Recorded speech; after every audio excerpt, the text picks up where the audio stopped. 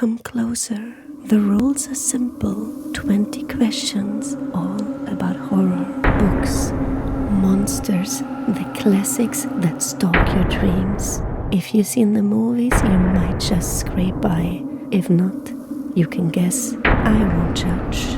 But keep count. Every right answer is a step forward. When the quiz ends, your own horror story begins. Some will escape with only a whisper at their back. Others will go deeper, step by step, until the dark closes in. Choose carefully because the walls are already listening. Who wrote The Silence of the Lambs? Stephen King, Thomas Harris, William Peter Blatty, or Ira Levin?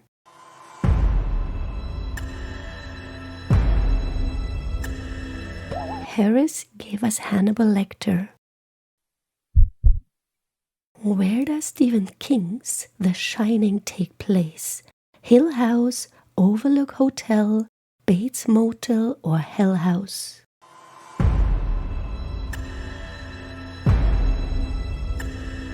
The Overlook traps Jack Torrance in endless horror. Who wrote Frankenstein, often considered the first horror novel? Bram Stoker, Henry James, Shirley Jackson, or Mary Shelley?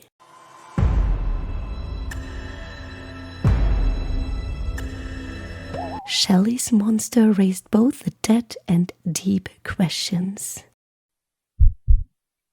Which novel features the demonic possession of Regan and explores religious horror?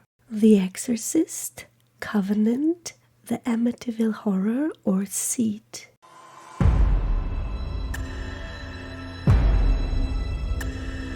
Blatty's The Exorcist shocked the world. Which book follows a vampire's perspective over centuries? Dracula, Let the Right Ones In, Interview with a Vampire, or Ghost Story?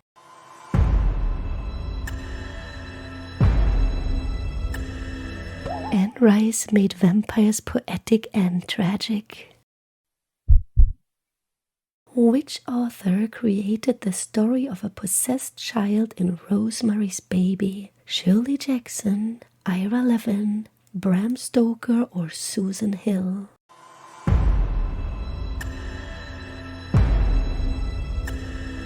Levin made pregnancy terrifying in a whole new way.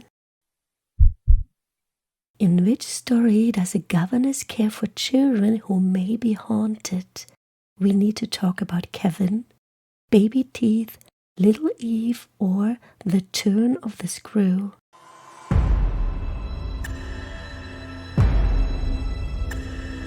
The Turn of the Screw leaves the readers torn, ghosts or madness. Which novel contains this eerie line? A cold hand fell on Louise's shoulder. Rachel's voice was grating, full of dirt. Darling, it said. Night Shift, Bag of Bones, Pet Cemetery, or The Hunger?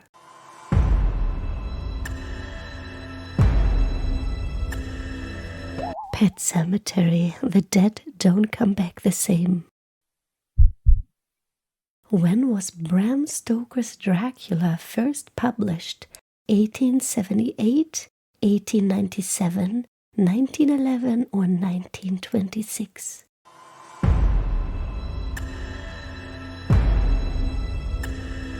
The Count first rose from the coffin in 1897.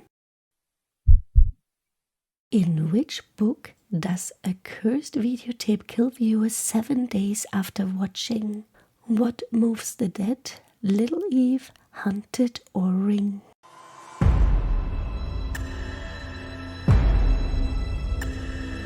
Suzuki's Ring spread fear.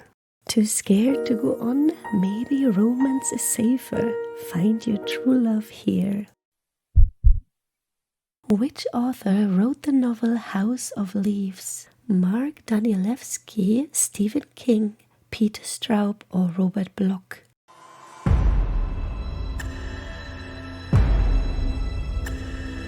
Danielewski's book itself feels like a haunted labyrinth. Which horror novel introduces Pennywise, a creature that feeds on fear? Something Wicked This Way Comes, Geek Love, It, or Come Closer?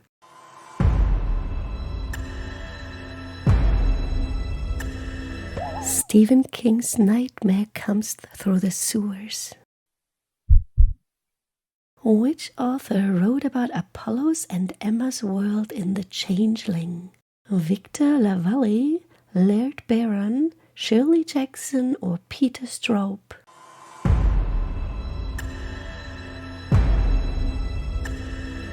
Lavallee blends fairy tales with urban dread.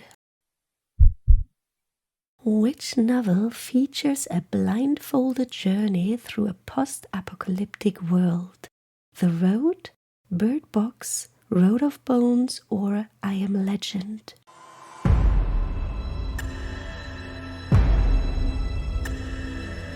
Bird Box proof that what you don't see can kill you. Which Stephen King novel features a high school girl with telekinetic powers? Misery, Holly, Christine, or Carrie?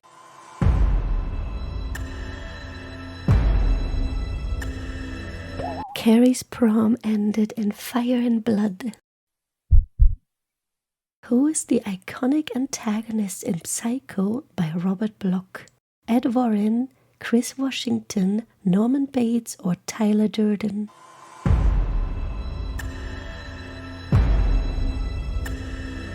Norman Bates made the shower terrifying forever. Which author wrote The Only Good Indians, blending folklore with contemporary horror? Holly Cornetto, Stephen Graham Jones, Josh Malerman, or Koji Suzuki?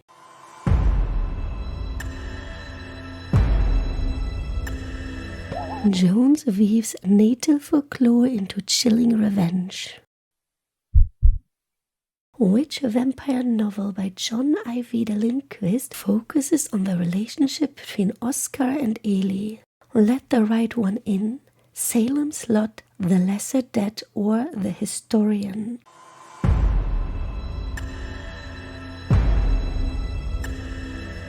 Lindqvist showed vampires as both tender and terrifying. Who wrote The Haunting of Hill House, a classic haunted house tale? Paul Tremblay, Daphne du Maurier, S.Q. McGrath, or Shirley Jackson?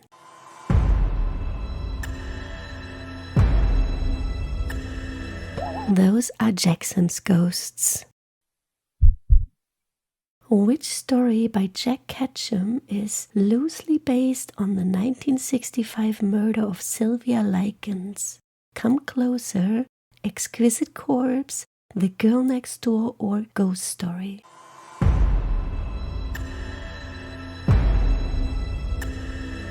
Ketchum's novel remains one of horror's most harrowing reads. You are expected. Count your right answers quickly now. The path is set. There is no escaping what awaits for you. The invitation was casual, too casual. Come out tonight, it will be fun. You will love it, your new friend had said, with a smile that left no room for doubt. But alone on this narrow, unlit road, the promise of fun feels far away. The woods pressing close, branches scraping overhead, strangling the sky. You keep one hand on the steering wheel, the other clutching your phone, eyes flicking from the map to the road. Then it dies. A black screen stares back at you. Battery gone, Google Maps gone, just you, the name of a road you half remember, and the low hum of the engine. Relief floods you when you spot the first house. No, not a house, a mansion rising from the dark. Its windows are hollow sockets, its roofline jagged like broken teeth. The air feels colder here. The woods are silent. You tell yourself not to be ridiculous. It's just a place, just a building, just a stop to ask for directions. The gravel crunches under your shoes as you cross the drive. The door towers above you, a slab of oak gone black with age. Its knocker, a lion's head, mane clotted with rust, hangs heavy in your hand. One strike. The sound rings through the house. The door creaks open with a groan so loud it's almost a scream. Yeah, no thank you. The moment the door screeches open like rusty lungs, you freeze, then spin on your heel. Nope, not today. You sprint back down the gravel, shoes slipping, heart hammering harder than the knocker you just touched. You dive back into your car, slam the locks and peel out of there. No party, no directions, but hey, you're alive. Turns out you were never meant to be in a horror story. You enter. Inside is shadow. A stale heaviness drifts out, smelling of rot and damp stone. And beneath it, something metallic. The taste of iron coats your tongue. Before you can think to retreat, the door slams shut. The lock clicks into place with a finality that steals the air from your lungs. You are inside. Panic takes the wheel. Instead of calmly looking for another way out, like any sane person, you bolt for the grand staircase, 2 steps at a time, heart in your throat. The shadows swallow you whole before you even reach the landing. No screams, no struggle, just gone. No one ever sees you again. The hall stretches long before you, lined on either side with portraits. Dozens, maybe hundreds. Dust clings to the frames, but the eyes, they are untouched, bright, wet, watching. You try not to look, but your gaze is pulled again and again to them. One painting near the end stops you cold. It's newer, the varnish still shines, and in the painted background, blurred but unmistakable, is you. The house is waiting. You lean in closer, squinting at the canvas. Yep, that's definitely you. Logical response? Reach out and touch it, of course. The paint is still wet. Red smears across your fingers. It isn't paint. The portrait blinks. You don't blink back. That is the last mistake you make. The silence deepens until it presses against your skull. Then it breaks. Footsteps upstairs, slow, measured, each one deliberate, echoing through the beams overhead. Your chest tightens. No one entered with you. Who is there? The steps turn towards the staircase. They begin to descend. You strain to see, every breath shallow. Then comes the whisper, curling around your ears.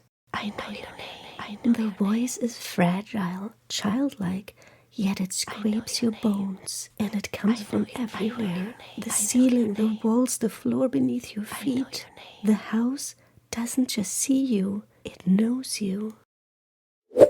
You shout, "Who's there? What do you want?" Like you're in some cheesy thriller. The house is only too happy to oblige. A shadow stretches across the floor faster than you can blink, swallowing your feet, your legs, your whole body. That's it. Roll credits. Something wet splashes at your shoes. You look down. Dark streaks seep from the wallpaper, thick and sluggish, running in lines that pulse like veins. The walls bleed steadily, the smell of iron growing stronger. The house is alive and it's bleeding. You spin and claw at the door, ripping your nails bloody against the wood. It doesn't budge. The house shudders, humming with delight as it drinks in your fear. You bolt left, desperate for escape, only to find a dead end. You freeze in place, convinced yourself if you don't move, maybe it will stop. The blood doesn't stop. It rises, slow at first, then faster, climbing your ankles, your knees. You stand there like an idiot until you're submerged. One bubble escapes your lips, then nothing. You turn and slowly open the door to your left. Behind it, a staircase coils downward into dark. The air it exhales is colder, rank with old earth and damp stone. You hesitate, but the footsteps have reached the bottom of the stairs. You have no choice but to go down. Just as you put your foot on the first stair, you hear it. A soft whimper like a child crying down a side corridor. Against all logic, you follow it. "Hello? Are you hurt?" you call. The crying cuts off instantly. A tiny voice whispers your name from inches away. Then teeth close over your throat. Curtain down. At the bottom of the stairs, you find a crypt. It's colder here. Every exhale curls white. Rows of coffins fill the chamber, their stone lids cracked and crooked. Some have been pushed aside, as though by hands clawing upward from within. On the wall, carved deep into the stone, words glare back at you. Hic mortui non quiescunt. You look at the inscription. Hic mortui non quiescunt. You read out loud, wondering what it means.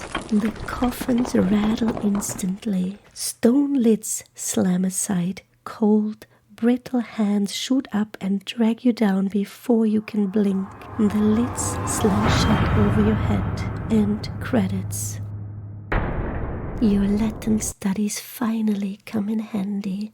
The dead do not rest here. You force yourself further in. On a rotting table half buried in dust lie objects, a scattering of rusted weapons, a broken cross, a vial of clouded liquid. And in the center, waiting as though set aside for you, a strange blackened key. The first coffin rattles, then another. The sound of bone against stone fills the chamber. You freeze as shadows rise, brittle shapes dragging themselves upright.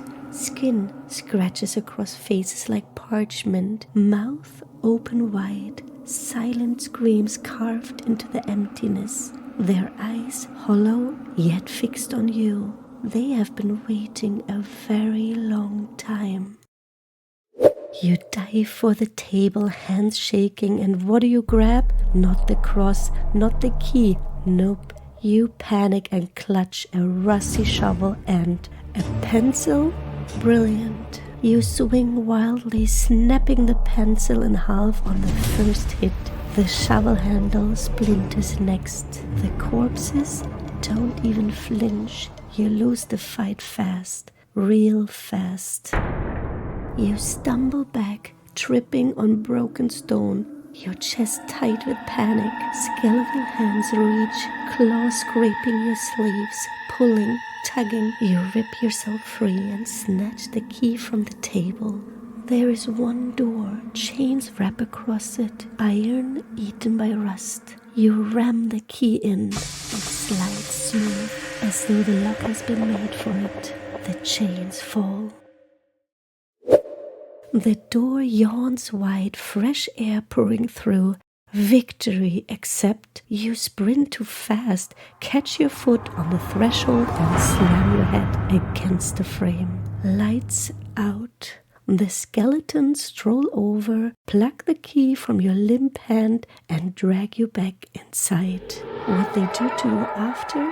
Let's just say you're better off not knowing. You rip free into the night. Fresh air sears your lungs hot and sharp, as if you never breathed before. You slam the door shut and stagger across the lawn. Behind you, the ground trembles, the house groans, timbers shifting, stone cracking, as though it stretches awake after centuries of slumber. Its windows flare like ice. Watching, your hand clenches, aching. You look down. The key is still there, iron teeth biting deep, warm against your palm, as though alive. You shriek, and filling it into the trees, it vanishes in the dark undergrowth. For a heartbeat, all is still until you hear it. A low, wet gulp. The ground swallowed the key whole. The night presses close around you. Relief never comes because you know better. The key is gone, but the house isn't finished. It has chosen you, and one day when it calls, will you come back? So, how far did you make it? Did you stumble out into the night, or did the house keep you? Either way, you've been through enough horror for one night. If you're trembling, don't worry, I've got something softer, something rounder, something that won't whisper your name in the dark. A wombat quiz. Cute, harmless, probably.